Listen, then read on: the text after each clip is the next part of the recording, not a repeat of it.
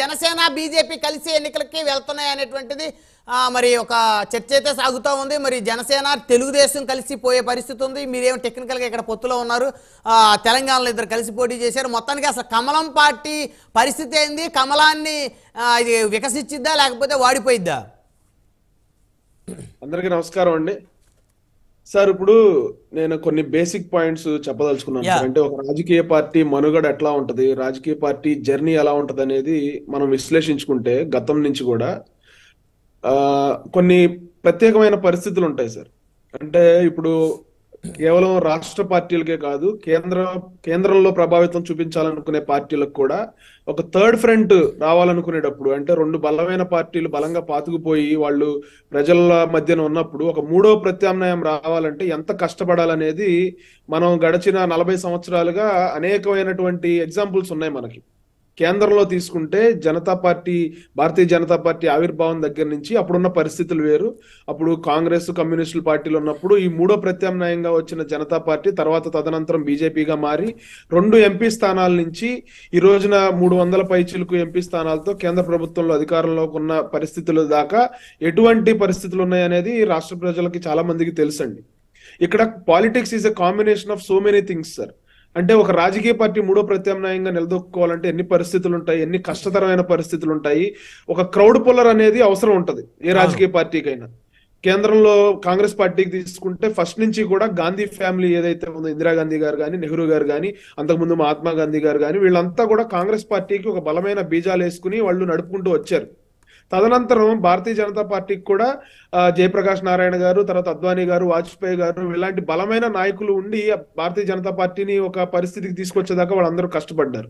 ఈ రోజున కేంద్ర ప్రభుత్వంలో కూడా మూడో ప్రత్యామ్నాయం రావాలంటే చంద్రబాబు నాయుడు గారు కానీ, ఇంతకుముందు థర్డ్ ఫ్రంట్ అని చెప్పి వాళ్ళు ఏదైతే ఒక కూటమిగా ప్రయత్నం చేశారో ఆ కూటమి ప్రయత్నం తర్వాత ఎటువంటి పరిస్థితుల్లో నీరుగారిపోయిందో, కేవలం ఇప్పుడు 2 బలమైన పార్టీలు అంటే 2 కూటములు ఎన్డీఏ, యూపీఏ అని ఏదైతే 2 కూటములుగా మిగిలిపోయి మూడో ప్రత్యామ్నాయం రావడానికి ఇప్పటికీ దే ఆర్ స్టిల్ ట్రైయింగ్. అంటే కేసీఆర్ గారు కూడా మొన్నటిదాకా మూడో ప్రత్యామ్నాయంగా మేము ఒక బలమైన శక్తిగా ఎదుగుతామని చెప్పి ఆయన కూడా ప్రయత్నం చేసి తర్వాత ఆయన విఫలమైన పరిస్థితులు కూడా మనం చూసాం.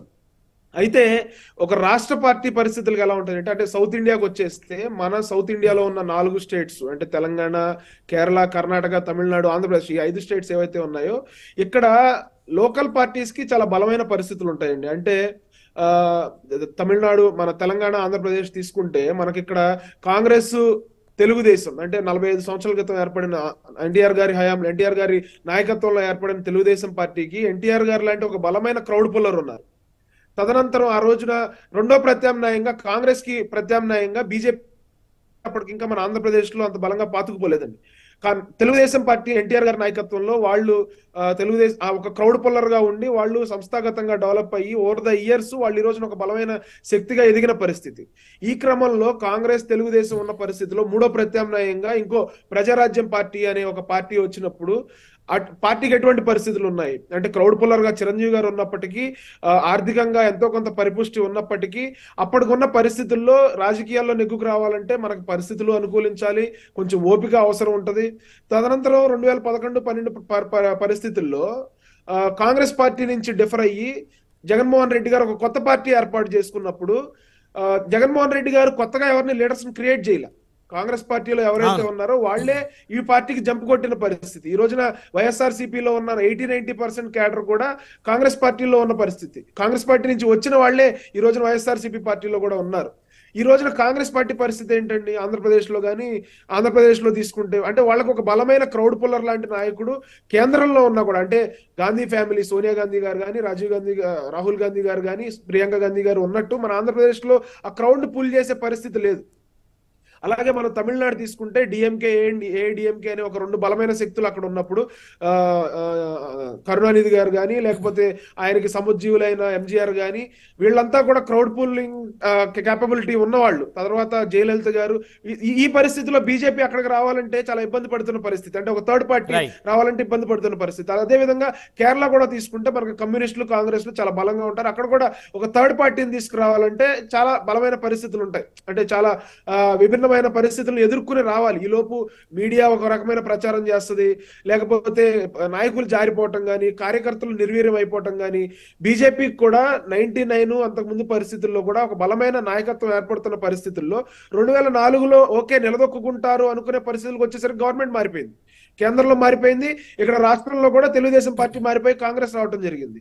ఈ రోజున మళ్ళీ రాజకీయ పరిస్థితుల దృష్ట్యా జనసేన పార్టీ అనే ఒక పార్టీ ఆవిర్భవించి ఒక మూడో ప్రత్యామ్నాయంగా మళ్ళీ జనసేన, బీజేపీ ఇలా రకరకాల కొత్త పార్టీలు ఆంధ్రప్రదేశ్లో నిలదొక్కుకోవాలనే ప్రయత్నం చేస్తున్న పరిస్థితుల్లో ఎటువంటి ప్రతికూల పరిస్థితులు ఉంటాయి, ఎటువంటి మైండ్ గేమ్ వీళ్ళు ప్రజల మీద రుద్దడానికి ప్రయత్నం చేస్తారు. ఏదో బలమైన పార్టీలుగా నిలదొక్కున్న వాళ్ళు ఒక రాజకీయ పార్టీగా నిలదొక్కుకోవాలంటే మీడియా సపోర్ట్ కావాలి, డబ్బులు కావాలి, బలమైన నాయకత్వం కావాలి. ఈ రోజున జనసేన పార్టీ చూసుకుంటే సార్ మనకి నాయకుల మీద డిపెండ్ అయిన పార్టీ కాదు, it's purely based on cadre based party. నాయకులు వెళ్ళిపోయినా కూడా మేము చెక్కు చెదరల. 2019 ఓటమి తర్వాత నాయకులు పార్టీ మారిపోయి వేరే పార్టీలకు వెళ్ళిపోయినా వాళ్ళ స్వప్రయోజనాల కోసం వాళ్ళ దారులు ఎత్తుక్కున్నా కూడా జనసేన పార్టీ అనేది ఈ రోజున బలంగా నిలదొక్కుని ఒక మూడో ప్రత్యామ్నాయంగా వెళ్తున్న పరిస్థితి ఉందంటే ఖచ్చితంగా పవన్ కళ్యాణ్ గారు లాంటి ఒక బలమైన నాయకత్వం, అదేవిధంగా బలమైన క్యాడర్. సో డైరెక్ట్ గా క్యాడర్ పవన్ కళ్యాణ్ గారితో కనెక్ట్ అయి ఉంటారు కాబట్టి సో మేము ఒక ప్రయత్నం చేస్తా ఉన్నాం. ఈ ప్రయాణంలో రకరకాల పరిస్థితులు మాకు కూడా ఉంటాయి. సో నేను ఈ సందర్భంగా ఏం చెప్తా ఉన్నానంటే ఒక మూడో ప్రత్యామ్నాయంగా ఏర్పడినప్పుడు అన్ని పరిస్థితుల్ని తట్టుకుని నిలబడి మనం ట్రావెల్ చేస్తే టైం కూడా కలిసి రావాలి, మనకి అన్ని పరిస్థితులు అనుకూలంగా ఉండాలి. కాబట్టి ఇప్పుడు బీజేపీ జనసేన కలిసి పొత్తులోకి వచ్చాం 2019 ఎలక్షన్ తర్వాత. ఈ రోజున మేము కూడా చెప్తుంది ఏంటంటే ఈ రాష్ట్రంలో ఒక బలమైన శక్తిని ఎదుర్కోవాలంటే, జగన్మోహన్ రెడ్డి గారు లాంటి వ్యక్తిని ఎదుర్కోవాలంటే వ్యతిరేక ఓటు చేయకూడదు, కలిసి వచ్చే పక్షాలన్నింటినీ మేము కలుపుకుని మేము ఎలక్షన్కి వెళ్తాము. ఒక ఓటు కూడా బయటికి చీలిపోతే మళ్ళీ జగన్మోహన్ రెడ్డి గారే వచ్చే పరిస్థితి ఉంటుంది కాబట్టి ఆ పరిస్థితి రాష్ట్రానికి మంచిది కాదు. కాబట్టి అన్ని పక్షాలను కలుపుకుని వెళ్తామని చెప్తా ఉన్నాం.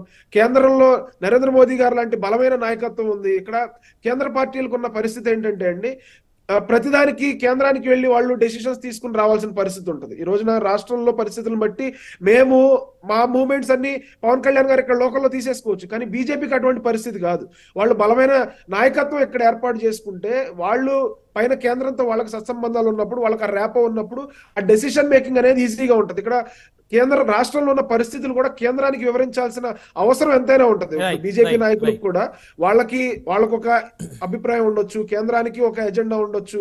ఈ రెండు కూడా సింక్ అయ్యి ఒక సింగిల్ లైన్ గా ట్రావెల్ చేసినప్పుడే రాష్ట్రంలో కూడా కేంద్రంలో కూడా వాళ్ళకు ఒక బలమైన పరిస్థితులు ఏర్పడతాయి. ఈ రోజు జగన్మోహన్ రెడ్డి గారిని తీసుకుంటే బీజేపీ ఎందుకు రూట్ లెవెల్లోకి వెళ్ళలేకపోతుందంటే బీజేపీ పయనిచ్చే పథకాలన్నీ ఇక్కడ జగన్మోహన్ రెడ్డి గారు ఆయన పేర్లు వేసుకుంటా ఉన్నారు. ప్రధానమంత్రి ఆవాస్ యోజన కానీ, ఫసల్ బీమా లాంటి పథకాలు కానీ, లేకపోతే ఇంకా వేరే ఇతరత్ర పథకాలు కానీ, రోడ్లు కానీ, వాళ్ళు రోడ్లు వేస్తుంటే వీళ్ళు ఇక్కడ మేము రోడ్లు వేసామని చెప్పుకుంటున్నారు. వాళ్ళు ఇన్సూరెన్స్ ఇస్తుంటే ఇక్కడ మేము ఇన్సూరెన్స్ ఇస్తున్నామని చెప్పుకుంటున్నారు. రైతులకి వాళ్ళ సగం డబ్బులు ఇస్తా ఉంటే మొత్తం డబ్బులు నేనే ఇస్తున్నానని చెప్పి జగన్మోహన్ రెడ్డి గారు చెప్పుకుంటా ఉన్నారు. అంటే వాళ్ళ సొమ్ము ఒకటిది సోకొకటిది లాగా పైన కేంద్రం నుంచి వచ్చిన నిధులు ఎవరిస్తున్నారో కూడా రియల్ గా క్షేత్రస్థాయిలో వెళ్ళని పరిస్థితులు కూడా ఈ రోజున బీజేపీ బలపడపోవటానికి, బీజేపీ ఎదుర్కొంటున్న పరిస్థితులకి కారణం అని చెప్పి నేనైతే భావిస్తాను. దాసరికన్ గారు మళ్ళీ వస్తాను మీ దగ్గరికి. డిబేట్ కంటిన్యూ చేసే ముందు డిబేట్ లో ఒక షార్ట్ బ్రేక్ తీసుకుంటాం.